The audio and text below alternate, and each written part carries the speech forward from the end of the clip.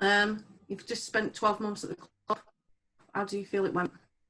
I think it's been a really good 12 months. It's been an exciting time. It's been a massive learning curve for us all, but a learning curve that's gone in our favour. So I'm really pleased with how it's gone, and I'm really excited for what's to come this season. And despite where we started when you came in last season, we managed to finish in the playoffs. A fantastic achievement. Yeah, it was an interesting when we came through the door, but we knew what we were letting ourselves in for. We were confident in our own ability, me and Chris, and fair, like I said on many occasions, fair play to the players because they got on board with us straight away and they made it happen for us. So I can't speak highly enough of the group that we had last year. With the season finishing as it did back in March, you can't have ever seen a season like we just had. No, to have I always remember my first full season in management, that's for sure. And and the things that came with it, it was a strange time for the world, let's be honest, not just football. And we've all had to sort of adjust to new norms, adjust to differences in life. And let's be honest, that's probably going to be around for some time to come. Bournemouth in the playoffs. How was it building up to that game with all the changes in protocols, everything you had to deal with? It was tough. It was really tough to get our heads round. We tried to push the lads as hard as we could. We thought we got as much out of the players as we could. And I thought you saw that for the first 60 minutes of the game. And we just tired, unfortunately. And I thought we'd rolled the storm at 1-1. It's ebbing to penalties, but then to get done off a set piece. If I say about set pieces once, I say about set pieces hundreds of times, and to get done off one of them was really disappointing. But really proud of the lads' efforts and really proud of how the club's developing over the last 12 months. And I think it's exciting times to be an FC Halifax Town fan. We obviously went out of the playoffs at Bournemouth. Hyde went and got promotion. Fair play to them. Got joining Bow in the Football League. Yeah, Harrogate were excellent. They were brilliant against Bournemouth, and they were brilliant against Notts County. And they showed that if you keep building and you have a steady ship and a manager that keeps at the helm, what can be achieved with continuity and steady progression. And I think there's a lot of lessons for us all in how Harrogate have gone about the business. What did you learn about the football club during the first season you were with us?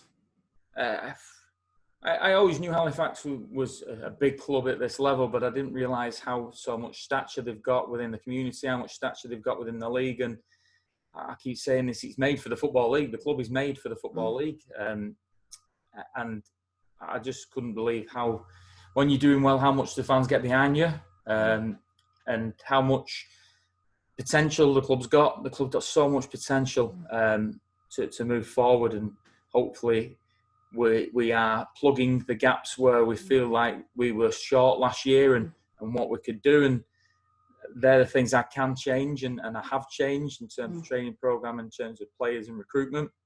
I have changed that because I feel I can do. And the other stuff will hopefully follow. So to go into a full working week now will be interesting, but it's the next path on this club's journey back to the Football League. In terms of looking ahead to the new season, the return list came out. Quite a few players have left. What were your thoughts behind the ones that have stayed, the ones that have left? Well, I know this is a bone of contention with a lot of the fans. In terms of who we wanted to retain, we wanted to retain players that wanted to move forward the football club into a new model. And we were quite open and honest from the start of how we were going to do that. So that sort of shaped some of the retain list. And then others, obviously, that we offered deals to and they didn't accept that. I have a budget. I felt the budget was disproportionately spent last year in terms of how it was spent, what it was spent on, who it was spent on. So this was a real opportunity for me to sort of align and have 3 tiers to the budget and 3 tiers to the sort of recruitment policy that I wanted. So, yes, rightly so, there's some lads there, some really good seasons, and they feel like that they should have, the value of their wage didn't match what we were offering. And I understand that, and I get that. That's fine and that's fair. But I've got to make this budget go as far and as stretched as far as I can. And the only way I can do that is by aligning it properly to how I see a budget to be. And to give us that opportunity throughout the season to have some money spare that we can strengthen the squad, something we couldn't do last year. So all them things taken into consideration meant that the players had some interesting decisions to make, and I respect them decisions. And the lads that have move on with their best wishes, and there's no animosity between me and the players. But I have what I have, and I have to make sure that that goes as long as possible. What we also have to think about here is that where we are in the pecking order in the food chain is that we are here to develop footballers, knowing full well that they will outgrow FC Halifax Town and move on, whether that's because of financial reasons or whether that's move on because of football reasons. So we have to understand that players will move on, and that's where we are in the food chain. And the new hungry group of players that I'm bringing in this year, I'm under no illusions that come 12 months' time, some of them will want to be moving on. And as you've seen the deals that have been done so far, we've tried to put 2 or 3 people on 2-year deals. So if we can get players on longer contracts, we protect the assets of the football club, and we get to build some sustainability within the squad. So I've tried to look at doing that as well as much as possible with the chairman. So that sort of shapes why we've done what we've done. Like I say, I understand some of the frustrations for the fans. I don't understand why they're aiming it at the chairman. They should be aiming that at me, because it's the chairman allows me to bring in and do what I do. And I have to make the budget go as far as possible, and not dilute the squad, but make sure the squad's as competitive as possible within the money that I have. 2 of the players that will be staying, we announced this morning, Nathan Clark and Jamie Allen, both FC Halifax players, Town players for the next year, and in Jamie's case, the next 2 year. Yeah, Nathan's a crucial part of what we want to do here. Nathan's got so much experience, and I enjoy talking to him, and I enjoy his opinion on what's going on at the football club. And he's obviously a Halifax lad as well, so he's one of your own. And it just made sense that we look after him. And as this club goes to the next level, we have people like Nathan around the place to set the bar high for everybody to if Nathan and the rest of the experienced pros set the bar high up here, everybody's got to look to that and think, well, that's how I need to do it. And that's, if I want to be where they've been, that's how I have to behave. So Nathan was a crucial part of that. And we've had some good discussions over the last few weeks with Nathan around what we want from him next season as the club captain. And he's fully on board. And as you've seen in the time he's been here, he will go the extra mile. He will do the visits. He will do the radio interviews. He will do anything to promote the football club. And we need somebody like that at the top of the football club. So really pleased. And he really sets the bar for me in terms of character, both on and off the pitch, of what I want from this new squad. And obviously, Jamie Allen as well. Jamie's exciting, and he gets you off your seat, Jamie. And really, I like Jamie because of how exciting he is with the football. He can play him wide, you can play him up top, and he just gives you that little spark of energy. And when he's got the ball at his feet, you always think something's going to happen. So really pleased to get Jamie nailed down, and get him nailed down for a couple of years as well, which means I still think we can make Jamie a lot better than he is, and in his own admission, we can get more consistency out of Jay. But he's the sort of player that excites fans, and I think we're going to be excited over the next 2 years working with Jamie and getting him better and pushing him to that next level. Yesterday, we made the announcement of a proven goal scorer, Jake Hyde, coming to the share, and I've seen some comments about how much hard work you put in to make that happen. And tell us about Jake. Yeah, Jake's when we played Woking this year and leading up to that, I always thought, wow, what a good player he is. He's intelligent, he'll drop in and link the play. And then as soon as he's done that, he gets himself between the sticks. And I didn't think we had enough players who did that this year, just always in the box. You look at his goals reel, he's always in the box and he's scoring. He's that 6-yard potent threat. And I wanted somebody who'd done it at this level and scored goals at this level and understood it, and had a bit of experience as well to match. And the conversations that me and Jake have had over the last 3 months have been brilliant. And we both share such a vision for the game, and he shares my passion to push this club forward, and to leave his family to come up here and play his football shows again the commitment he's showing to this football club. I fended off a lot of League Two clubs to get Jake, as well as National League clubs. I worked really hard to get Jake through the door, but I knew that with his goal scoring attributes and what he'll bring to us off the pitch in the way he behaves and how he lives his life, I think he's a real asset to the football club. And credit has to go to the chairman for that deal, because he's backed me all the way. And it's a real coup for our football club to get somebody of Jake's quality through the door. And let me tell you that there's more quality to come. And some of the deals that are in waiting and that we're doing at the moment, there's some real quality coming to this squad, and this squad's going to excite people. And Jake's the first one of them in terms of new signings to be released, and I'm really pleased that all our hard work's paid off to get Jake. Obviously, you're not going to name names today, but in terms of the players that you're looking to bring in, what can you tell us about what exactly you're looking for in those players? So, like I said, a little bit alluded to before in terms of my recruitment strategy. I have 3 layers of who I want to recruit. I'd like to think that the players we want, deals are progressing really, really well. And if we get all the players that we want, then we've got all our first picks, which is great. And me and Chris have been like Britain's Got Talent, going up and down the country, sitting in hotels, talking to players, making sure that we get the right characters in, that they share the passion that we've got. They understand what we're going to want from them. So it's been a real good few weeks, exciting few weeks, going meeting all these players and selling the dream to them, really. So that's why it's been pretty quiet, but we need to get it right, and we need to make sure we get the right people through the door. So I'm looking at a base level of some young, hungry players that have either come out of 23s or are on the way up and have had that disappointment through Academy or 23s football have been released. So that's my sort of base layer, and they'll be the energy of the group and the excitement of the group. And you never know, there might be a little gem in there that we can move on and make some money on as well, because we've got to think about that as well. Then you've got a middle rung of players that's played non-league, understand non-league, sort of between mid-20s, that are on the way up and have aspirations of either getting back to the league or playing in the league, but really understand the Saturday, Tuesday grind of non-league. And we're looking at players within that, and I think we've retained in our retain list players who fit that sort of middle rung as well.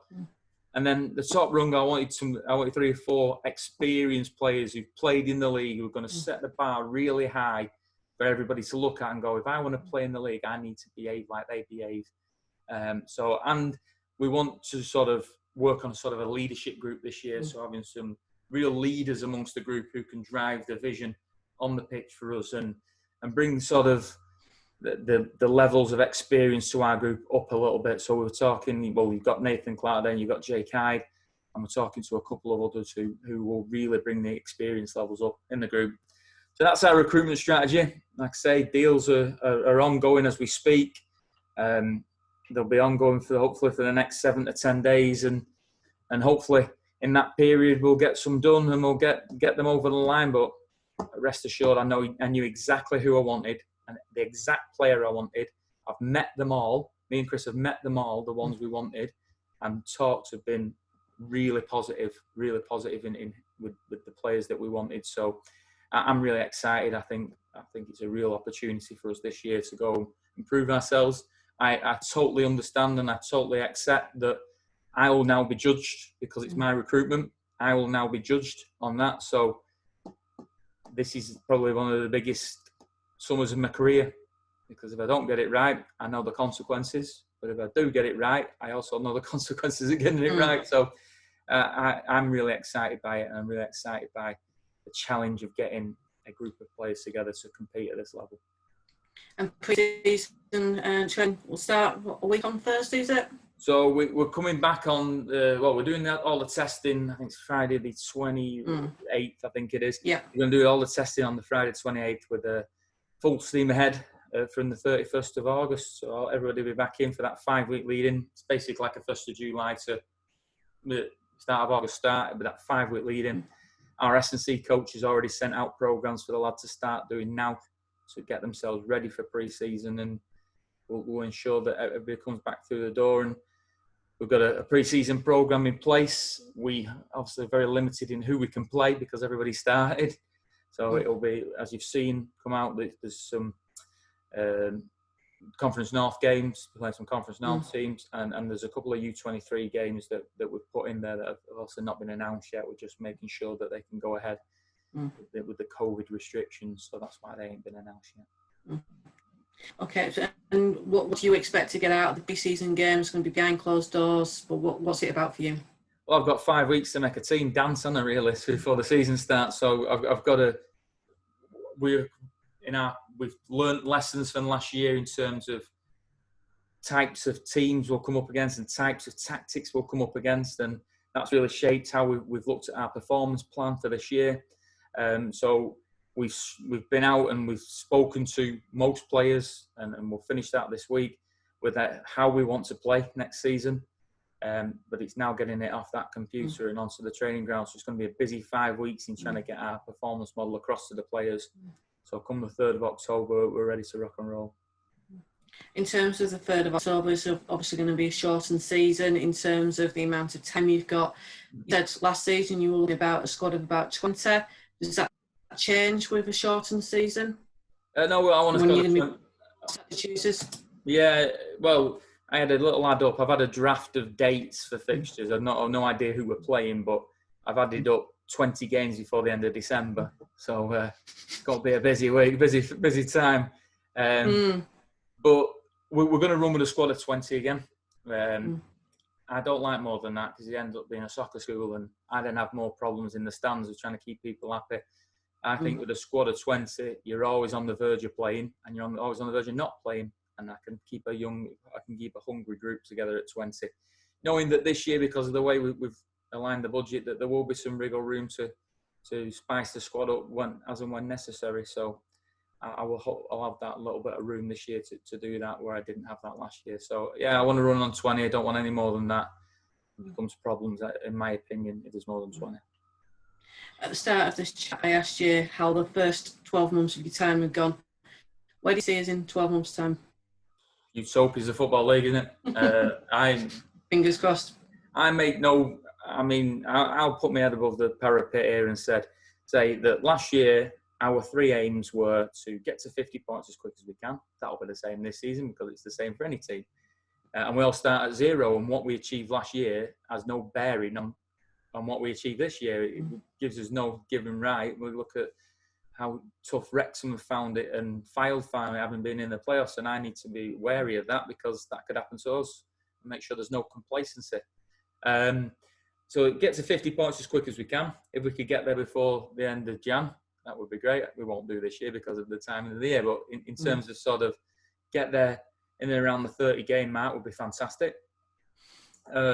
It will be to stay in the top 10 as long as we can. Well, we didn't come out of the top 10 last year, so if we can stay in that top half of the table and we're known as FC Halifax Town that's fighting at the right end of the table, then that gives the club that boost. And it'll be, again, to break the top 7. And can we go 1 better this year or 2 better even and win it? So the aims remain the same, but we want to better what we achieved last year. And that's a bold statement for me, but that's what I've told the players who I'm recruiting I'm expecting. I'm expecting us to be the lowest, or not one of the lowest budgets in the league again, but that shouldn't have to stop us.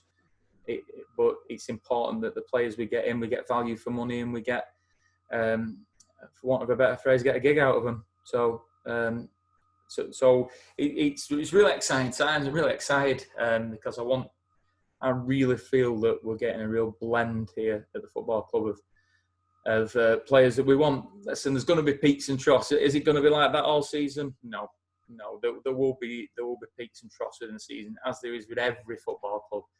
But the message to the fans has got to be: listen, don't get too enjoy the wins. Don't get too low in the defeats, because one thing for sure is that we are working as hard as we can behind the scenes to make sure that this club is on the up and keep this buzz that's going around the town at the moment.